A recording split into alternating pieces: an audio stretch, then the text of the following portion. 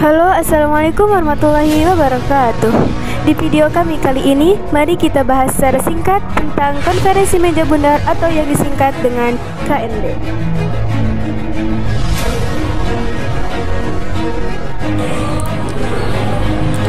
Konferensi Meja Bundar adalah pertemuan antara perwakilan Republik Indonesia Belanda dan BFO, yang dalam hal ini mewakili sejumlah negara ciptaan Belanda di Kepulauan Indonesia.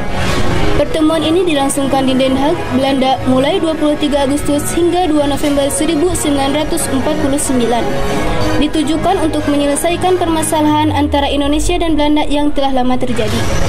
Walau Indonesia telah memproklamasikan kemerdekaannya pada 17 Agustus 1945, Belanda masih berupaya menguasai Indonesia. Sebelum KNB, 3 pertemuan tingkat tinggi antara Belanda dan Indonesia telah dilaksanakan sebagai upaya penyelesaian masalah. Adapun pertemuan itu adalah Perjanjian Lingkerjati pada 1947, Perjanjian Renville pada 1948, Perjanjian Rumroyen pada 1949. Meski sudah melangsungkan 3 pertemuan, belum ada titik terang penyelesaian masalah antara Belanda dan Indonesia. Akhirnya, dalam konferensi Meja Bundar, Belanda bersedia untuk menyerahkan kedaulatan kepada negara Republik Indonesia Serikat. Untuk lebih jelasnya, langsung saja ke latar belakang konferensi Meja Bundar. Pada 18 Desember 1948, Belanda melakukan agresi militer 2 terhadap Indonesia dan melanggar perjanjian Renville yang telah disepakati bersama. Sebelumnya, Belanda juga melancarkan agresi militer 1 sebagai bentuk pelanggaran perjanjian Lingkerjati agresi militer 2. Belanda mendapatkan kecaman dari Perserikatan Bangsa-Bangsa dan dunia internasional kala itu. Terlebih lagi, Belanda menangkap sejumlah pimpinan Indonesia termasuk Soekarno, Muhammad Hatta, Haji Agus Salim, dan beberapa menteri kabinet yang bertugas di ibu kota.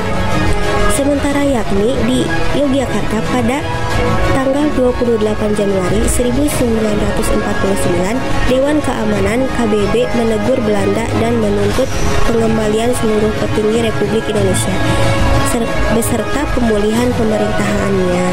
Kemudian pada 4 April 1949 digelarlah perundingan Rumroyen antara Belanda dan Indonesia.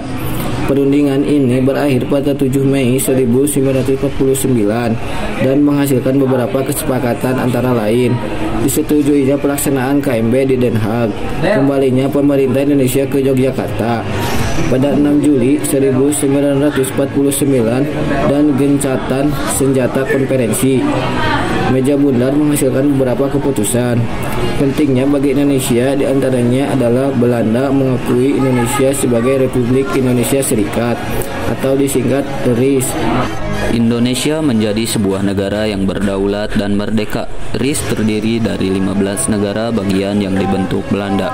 Status Irian Barat diselesaikan dalam waktu 1 tahun setelah pengakuan kedaulatan akan dibentuknya Uni Indonesia Belanda.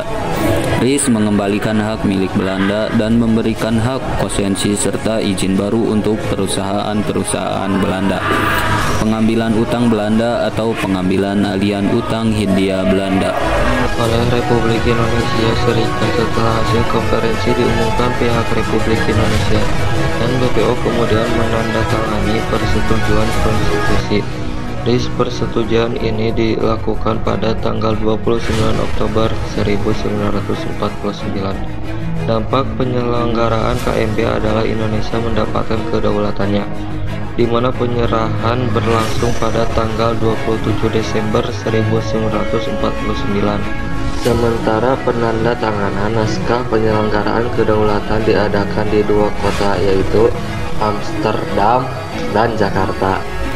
Beberapa tokoh yang terlibat dalam KNB antara lain yakni Muhammad Hatta, Muhammad Drum, Dr. Chile, Mr. Alisandro Amijoyo, Insinyur Juanda Sukiman, Mr. Sugiono Hadinoto Sumitro, Joyo Hadikusumo, Mr. Abdul Karim Pringgodigdo, Kolonel TBC Simatupang, Mr. Muardi.